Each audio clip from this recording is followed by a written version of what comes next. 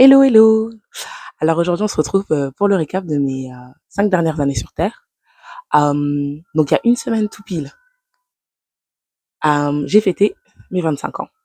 Et en fait, la semaine qui a précédé mes 25 ans, j'ai décidé en fait de me poser et d'écrire dans mon journal en fait, en gros, année par année, c'était quoi mes plus grosses leçons que j'ai appris euh, et qu'est-ce qui s'est passé concrètement cette année qui a fait que bah genre j'ai gagné en maturité ou j'ai compris certaines choses ou est-ce qu'il y avait des fois où j'ai compris certaines choses genre beaucoup plus tard et que bah beaucoup plus tard que quand je l'ai subi et ouais et en fait ça m'a vraiment conforté dans l'idée que moi je suis pas du genre de personne qui pense que les vrais adultes, quand je dis les vrais adultes c'est ceux qui ont plus de 30 ans, euh, je suis pas du style à croire que quelqu'un de un vrai adulte a plus de connaissances que moi, ou en tout cas, c'est quelqu'un qui a la science infuse, dans le sens où euh, ça fait que 25 ans que je suis sur Terre.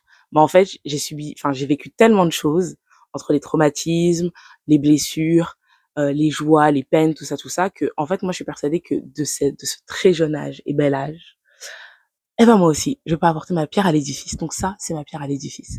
En plus de ça, je suis persuadée que je suis pas la seule à avoir vécu ça. Je ne suis pas non plus la dernière qui a vécu ce que j'ai vécu. Et donc, en fait, je trouve que c'est aussi un bon moyen de dire aux gens, notamment aux jeunes femmes de 25 ans, que life is getting better. Do not worry. Donc, j'ai écrit de mes 20 ans à mes 24 ans. Et ouais. Et en fait, en écrivant, je me suis rendu compte que j'étais genre extrêmement jeune. Oh, truc de dingue. J'étais extrêmement jeune. Je me rendais pas compte à quel point j'étais jeune parce que aujourd'hui, ma petite sœur, elle a 17 ans. Et en fait, je me dis, moi, à 19 ans, j'étais en train de vivre cette dinguerie. Et en fait, je me dis, l'imaginer, elle, en train de vivre ça à son âge, genre dans 2 ans, en fait, je sais pas, je me dis, mais c'est énorme, quoi. C'est un bébé. Sauf que quand tu le vis, tu te dis pas, je suis un bébé. Et en fait, c'est quand tu l'écris plus tard dans ta vie, et c'est là où tu te rends compte que, oh, wesh, le monde est méchant, mais it does get better. So, let's dive in it. Alors, on va commencer par le commencement, qui sont mes 20 ans. Euh, Mes 20 ans, elles ont été marquées par mon entrée dans le marché du travail. Je pense que ça a été le truc le plus marquant de cette année-là. Parce qu'en dehors de ça, en fait, il n'y a rien d'autre qui s'est passé d'extrêmement... Enfin, pour l'instant. Et après, la même année, en novembre, j'ai rejoint ma première alternance. Ah. Et bon, je ne peux pas dire grand-chose encore parce que j'ai encore signé des contrats de confidentialité, tout ça. Donc, je vais parler dans les grandes lignes. Je ne donnerai pas, je ne vais pas name drop qui que ce soit, mais voilà, c'est assez intéressant comme expérience. Mais pour pas citer, tout ce qu'il faut retenir, c'est qu'en fait, je m'attendais pas à ce que ça soit si violent pour moi en fait de rentrer dans le marché du travail. Je pensais vraiment que ça allait être boum, j'arrive, je sais faire, on me montre comment faire, boum boum, je fais des choses. Et en fait, j'avais pas pris l'aspect de tu travailles avec des êtres humains, donc tu es aussi sensible à leur déjà moi je suis quelqu'un d'extrêmement sensible. Donc je m'attendais pas à être aussi sensible aux réactions des gens, aux paroles, euh, vraiment l'impression d'être hypersensible. Ce truc où, tu sais, on te passe un doigt sur la paume et t'as l'impression que c'est une lame de rasoir. Enfin bref, c'est assez atroce. Je vais plutôt parler par rapport à l'alternance parce qu'en fait, j'ai envie de dire, au final, c'est vraiment ça le contexte professionnel dans lequel je vais évoluer. Donc, je préfère parler pour ça. Euh, En fait, je pense qu'il a été brutal parce que déjà, ce qu'il faut savoir, c'est que depuis septembre 2020, moi, j'ai toujours partagé ma chambre avec ma grande sœur. On partage notre chambre depuis qu'on a genre peut-être, je sais pas, 7 8 ans, peut-être un truc comme ça. Sauf qu'elle est partie faire ses études dans une autre partie de la France. Donc j'étais en mode bah, toute seule dans la chambre, mais pas très grave parce qu'il y a ma grande sœur et on s'entend bien aussi. Sauf que ma grande sœur, elle trouve une opportunité et elle part au Congo, ha, pour aller travailler. Et félicitations à elle. Et en fait, moi vraiment j'étais contente et je pensais pas à quel point son départ il allait être pesant pour moi en fait. Même mon autre sœur en fait. Et donc je me suis retrouvée En novembre, littéralement, ma grande sœur, elle est partie, je crois. J'ai commencé à travailler un vendredi ou un jeudi. Ouais, j'ai commencé à travailler un jeudi et je crois que ma grande sœur, elle est partie le mercredi. Et, euh, et en fait, il y avait beaucoup de changements, il y avait beaucoup de choses. Et le fait de rentrer à la maison le soir et de pas pouvoir avoir ce moment de débrief avec mes sœurs, en fait, je pensais pas que ça allait me... Ouais, en fait, je suis passée de beaucoup de communication, on parle, on discute, d'échanges, à genre zéro. Parce qu'en plus, j'avais un rythme particulier. Quand je rentrais, j'avais 1 heure de trajet aller-retour. Pour rentrer le soir, je voulais faire absolument mon sport. Donc, ça fait que je mangeais pas avec mes parents. Je voyais très peu ma mère. Ensuite, je faisais mon sport, j'allais prendre ma douche. Le soir, j'étais tellement fatiguée que je ne mangeais même pas. Et bref, c'était en gros une époque où j'avais pas l'habitude d'être seule. Je pense que ça, c'est un truc que j'ai compris, c'est que j'ai toujours été entourée. Moi, je suis la troisième d'une sororité de 4 sœurs. Et, euh, et en fait, j'ai jamais été toute seule. J'ai toujours partagé ma chambre avec mes sœurs. Au repas, le soir, on parlait. Entre deux, on parle, ou elle vient me chercher. Moi, je vais la voir. Enfin bref, toujours. Et donc, en fait, passer de ça, et en plus, à l'époque, genre, même si j'avais un carnet, un journal dans lequel j'écrivais, j'étais pas aussi assidue. J'avais pas encore toutes les techniques pour vraiment prendre ma santé mentale pour gérer ma santé mentale, en fait, tout simplement. Donc, c'était assez catastrophique. Ouais. Je pense que l'autre chose aussi qui a définitivement marqué le début de ma vingtaine, c'était le people pleasing.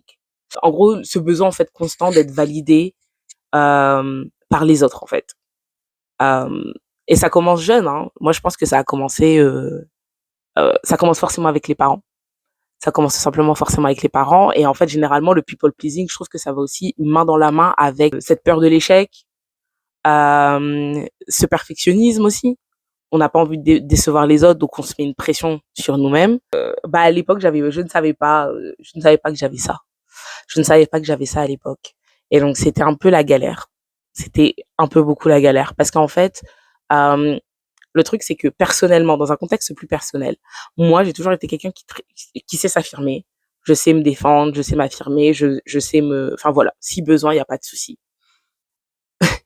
Mais maintenant, on m'a tellement fait la remarque que t'as un gros caractère, t'es comme ci, t'es comme ça, que en fait, dès que je sortais de la maison, j'étais en mode, il faut pas que je fasse subir aux gens mon caractère, en fait. Donc, du coup, j'avais tendance à suppresser mes sentiments au point où en fait, ouais, en fait, euh, tu t'écoutes pas, tu cherches la petite bête. En fait, c'est vraiment, tu vis dans un mal-être. Tu vis dans un mal-être profond, autrement dit. Et, euh, et donc, en fait, c'était assez compliqué dans un lieu professionnel, du coup, de, de m'affirmer, en fait. De m'affirmer, d'expliquer quand ça allait pas. Généralement, quand j'expliquais que ça allait pas, c'était vraiment genre, j'ai pris sur moi, j'ai trop pris sur moi. Sauf qu'en fait, personne ne devrait attendre de ne plus pouvoir masquer ses émotions pour pouvoir exprimer ses émotions. Et je trouve que c'est quelque chose que je le fais encore un peu, mais beaucoup moins que au début. Maintenant, vraiment, si ça va pas, je le dis en stage, je le dis en alternance, je le dis quand je travaille. Euh, Parce que aussi, je pense que parfois, en fait, c'est juste du confort que je demande un peu plus. Enfin, je demande un peu plus de confort, en fait, dans un lieu professionnel. Et que, en fait, la réaction de la personne en face de moi, elle est censée juste m'indiquer ça, en fait, ça en dit rien sur moi, en fait. Ça en dit plutôt long sur la personne. Si je te demande, moi, je suis mal à l'aise en tant qu'alternante ou en tant que stagiaire et que ta réaction, c'est tu t'énerves, tu t'agaces, c'est pas moi le problème. Clairement. Let's sort this out real quick. Et dans tout ça, il faut rajouter le racisme. Euh, c'était, c'était quelque chose. C'était quelque chose. Moi, en fait, ma première alternance, j'ai évolué dans le Made in France. Le Made in France, l'écologie, l'éco-responsable. Euh, et, euh, et en fait, le truc, c'est que moi, très vite, en fait, quand je vois une bonne idée, je suis en mode, oh, mais incroyable cette idée. Bah oui, on va te soutenir. Et puis en fait, tu rentres dans une salle, et toi, tu te dis, bah ouais, moi, en fait, vos projets, ils sont incroyables. En fait, les gars, oui, on va pousser et tout. Sauf que les gens, ils sont en mode, ouais, made in France, la France aux Français. Oh! Et en fait, tu comprends que t'as un peu le cheveu sur la soupe. T'es en mode, ah, d'accord, bon, bon. Et là, je vais juste m'arrêter sur cet exemple-là. Après, j'en ai plus, bien sûr, bien sûr. Mais je m'arrêterai sur celui-là uniquement euh, par confidentialité, voilà. Mais euh, mais ouais,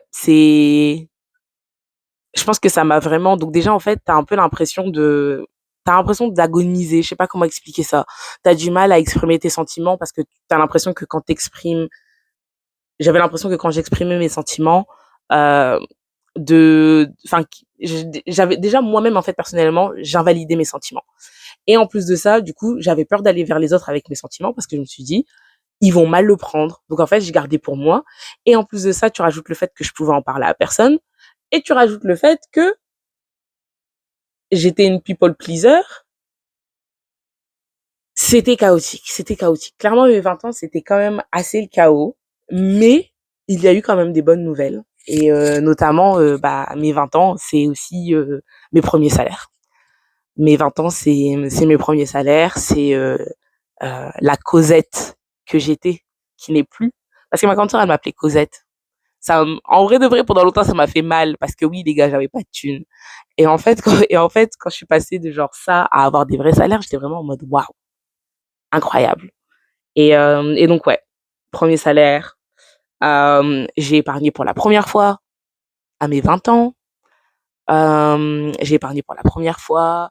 J'ai investi aussi pour la première fois. Bon, j'ai tout vendu là récemment parce que la vie. Mais mais je suis contente de l'avoir fait au moins une fois en fait et aussi jeune. Et aussi jeune en fait. C'est aussi ça la réalité. Il y a des gens qui se mettent à penser à l'investissement beaucoup plus tard dans leur vie. Et encore une fois en fait j'ai toujours été hyper bien entourée. Euh, mais ouais, du coup investissement, épargne, premier salaire, gros achats. Mes plus gros achats aussi, je les ai fait c'est l'année de mes 20 ans. Mon ordinateur, mon bébé, mon téléphone, je l'ai acheté avec mon premier salaire quand je travaillais l'été. C'était l'un des plus grands. En fait, c'est-à-dire que ce jour-là, j'étais tellement dans une béatitude, genre, j'aurais jamais cru un jour, moi, travailler, gagner autant d'argent et en plus de ça, acheter mon premier téléphone. Genre, c'était fou. C'était fou. Euh, et c'est aussi l'année où j'ai acheté mes premiers earbuds. En fait, franchement, je pense que, ouais, c'était là où j'ai commencé à faire mes achats de grande fille, en fait. J'étais trop contente. Trop, trop, trop contente.